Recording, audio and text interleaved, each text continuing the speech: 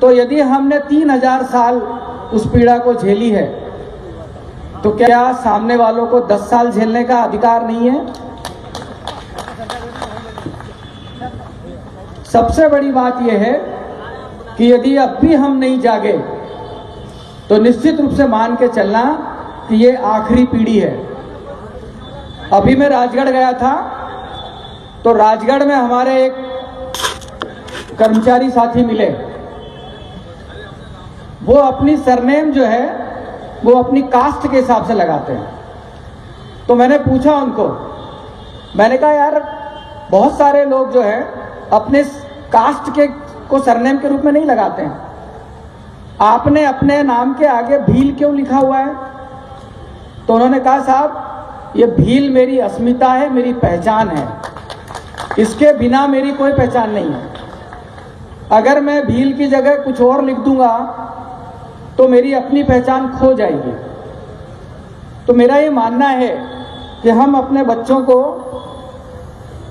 बड़ी बड़ी स्कूलों में पढ़ा रहे हैं, बड़े बड़े कॉलेजों में पढ़ा रहे हैं, और वो अपने साथियों के साथ अपनी जाति और अपनी बिरादरी को साझा करने से डरता है। आपको ध्यान होगा जब आपसे आह्वान किया गया था तब हमने आपसे बोला था कि आप अपने परिवार को भी लेकर के आइए, अपने बच्चों को भी लेकर के आइए। अदरवाइज आपके बच्चों को यह भी पता नहीं चलेगा कि हम हैं क्या, हम कौन हैं। जिस तरीके से कुछ लोग ये प्रचारित कर रहे हैं कि जिस परिवार में एक बार आरक्षण का लाभ मिल गया उसके परिवार को दोबारा आरक्षण का लाभ नहीं मिलना चाहिए। भाई क्यों मिलना चाहिए? मैं आईएएस ऑफिसर बन गया, मेरा बेटा पढ़ रहा है, आप कह रहे हो कि उसको आरक्षण की जरूरत नहीं क्योंकि वो आर्थिक रूप से सक्षम हो गया। मैं मानता हूं कि वो एक आईएएस का बेटा है, आर्थिक रूप से सक्षम हो गया, मगर मैं तब तक ये बात नहीं मानूंगा कि एक परिवार में एक व्यक्ति को आरक्षण मिलना चाहिए जब तक कि मेरे बेटे को कोई ब्राह्मण अपनी बेटी दान नहीं कर दे या उससे उसका संबंध नहीं बना दे। केवल आर्थिक आधार की अगर बात है तो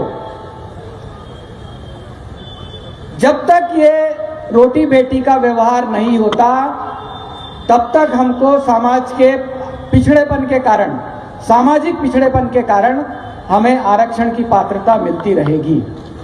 आप खत्म कर दीजिए जाति, हमें नहीं चाहिए आरक्षण, कोई दिक्कत नहीं। आप जाति खत्म कर दीजिए, भेदभाव खत्म कर दीजिए। आपको पता है अभी जो एग्जाम हुई उसमें हमारे एससी एसटी के लोग सिलेक्ट नहीं हुए, उनको योग्य उम्मीदवार नहीं मिले। हमारे समाज का व्यक्ति ऑल इंडिया सर्विसेज में आईएएस बन सकता है, आईपीएस बन सकता है, राज्य प्रशासनिक सेवा में डिप्टी कलेक्टर बन सकता है, डीएसपी बन सकता है, लेकिन सिविल जज नहीं बन सकता। क्यों नहीं बन सकता सिविल जज?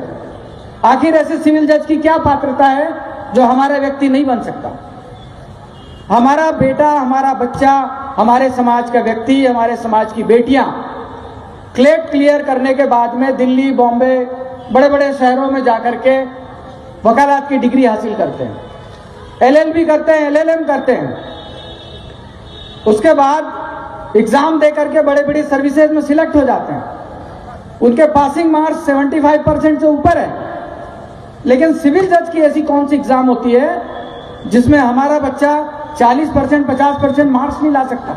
आपने उसके लिए कट ऑफ मार्क्स रख दिया 50%, और आपने ये तय कर लिया कि हमको इसको 49.95 नंबर देना है, 50 नंबर नहीं देना है।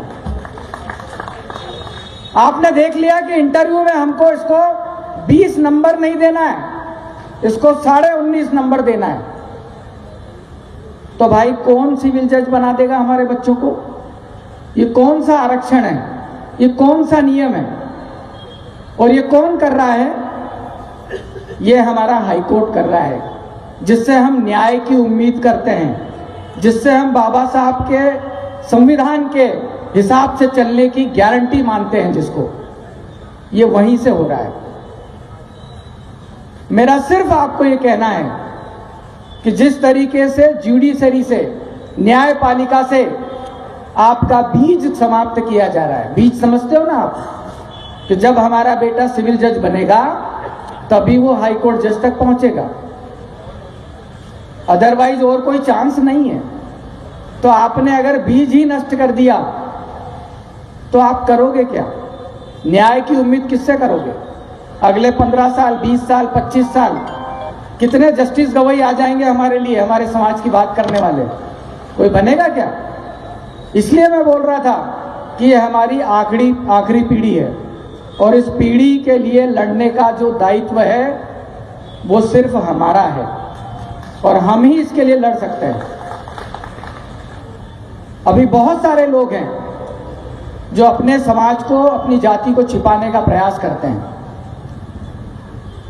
अपनी जात बताने में बहुत डर लगता है उनको। जिलों से आप लोग आए हो, तहसील और ब्लॉक स्तर पे आप काम करते हो।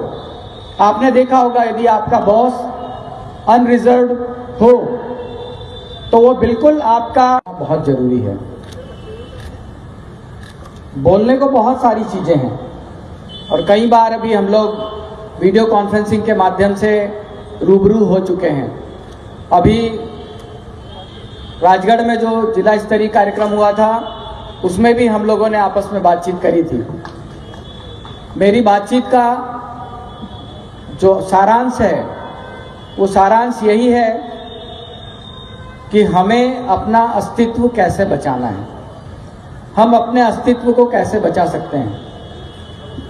ये बहुत अच्छी बात है कि आदरणीय कंसोटिया सर जी मेरे प्रशासनिक गुरु भी रहे हैं, वो मेरे कलेक्टर भी रहे, वो मेरे कमिश्नर भी रहे और आज मुझे कार्यवाहक अध्यक्ष के रूप में उनके साथ काम करने का, उनके माध्यम काम करने का एक बार फिर मौका मिला।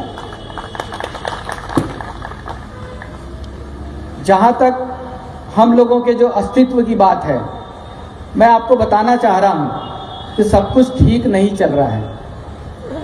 2016 में जो हमने ताकत दिखाई थी और उस ताकत के बाद हम लोग माई के लाल बन गए थे, आज हमारी स्थिति वैसी बिल्कुल नहीं है। हमें हर तरफ से तोड़ने का प्रयास किया जा रहा है, हर तरफ से। आप जिले में पदाधिकारी बन करके किस तरीके से काम कर रहे होंगे इसका मैं अंदाजा लगा सकता हूं। जब अजाक्स में बड़े बड़े लोगों से बातचीत की गई, उनको कहा गया कि भाई आप कुछ जिम्मेदारी संभालिए, तो हर आदमी अपरिहार्य कारणों और व्यक्तिगत कारणों से अलग हो गया।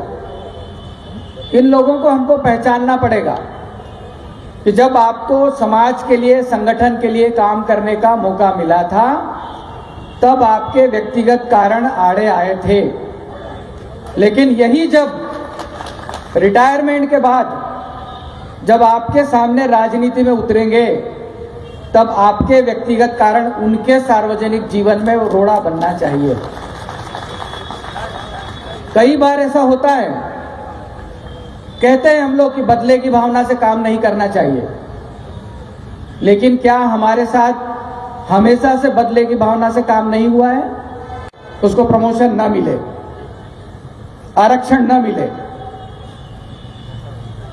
2012 में मैं केवल एक उदाहरण बता रहा हूं कि कैसे कैसे किसी को रोका जाता है। 2012 में एक क्लास 1 ऑफिसर को क्रमोन्नति, वेतन, पदोन्नति मिल रही थी, वो ज्वाइंट डायरेक्टर बनने वाला था। तो सबसे पहले ये कहा गया कि इनकी 2 ACR नहीं मिली है, 2 ACR नहीं मिली, उनकी पदोन्नति रोक दी गई, परिभ्रमण में चली गई फाइल। 2 साल बाद जब उनकी ACR किसी तरीके से उसने पहुंचा करके मिलवाई तो नेक्स्ट जब तक उसको एक शोकाज नोटिस दे दिया गया नियम 16 के तहत कि क्यों ना आपके विरुद्ध कार्रवाई की जाए। और आप कल्पना करिए 2012 से लेकर के आज तक 2025 तक उस बंदे की उस शोकाज नोटिस का निराकरण नहीं हुआ है। और वो सिर्फ इसलिए किया गया कि उस डिपार्टमेंट में मात्र 3 लोग थे उसके पद के लोग, और उनको ये मालूम था कि अगर ये चौथा व्यक्ति आ गया तो इसको एक इम्पोर्टेंट पद मिल जाएगा, और उस इम्पोर्टेंट पद को अगर मिल गया, उसका अगर कोई तैयार हो गया कोई आदमी प्रतिद्वंदी, तो किसी और का नुकसान हो जाएगा। इतनी छोटी सी बात के लिए 12 साल से उस व्यक्ति को परेशान किया जा रहा है, तरह तरह की जांचें चालू की जाती है। ये एक जगह नहीं हो रहा है, ये सब जगह हो रहा है। मैं ये नहीं कह रहा हूं कि हमको कोई लड़ाई लड़नी या युद्ध लड़ना है। हमारी लड़ाई किसी धर्म से नहीं है, हमारी लड़ाई किसी समाज विशेष से नहीं है, हमारी लड़ाई किसी जाति विशेष से नहीं है। हमारी लड़ाई एक विचारधारा से है, और उस विचारधारा से हमको तब तक लड़ना पड़ेगा जब तक उस विचारधारा को हम समूल नष्ट नहीं कर देते। नियम है कि जब भी उनके यहाँ कोई ईद की नमाज पढ़ाई जाती है तो उस दिन वो सारा पैसा अपना ज़कात के रूप में इकट्ठा करते हैं, और लास्ट में बताया जाता है कि आज की नमाज के बाद में इतने हजार रुपये, इतने लाख रुपए उपस्थित, जिसकी जो इच्छा है वो देता है। पुराने जमाने में भी अगर आप राजशाही पद्धति देखोगे तो उसमें भी कहा गया है कि व्यक्ति को अपनी कमाई का 6वां हिस्सा, यानी लगभग 15% के आसपास सामाजिक गतिविधियों में खर्च करना चाहिए, आपकी व्यक्तिगत आवश्यकताओं के अलावा। और यदि आपने ये करना शुरू कर दिया तो निश्चित रूप से मान के चलो कि हमको हमारे अधिकारों की भीख नहीं मांगनी पड़ेगी। हमारे समाज का प्रभुत्व इतना होगा शासन में, प्रशासन में, राजनीति में, कि हमको हाथ जोड़ने की जरूरत नहीं पड़ेगी। खुद आकर के हमसे पूछा जाएगा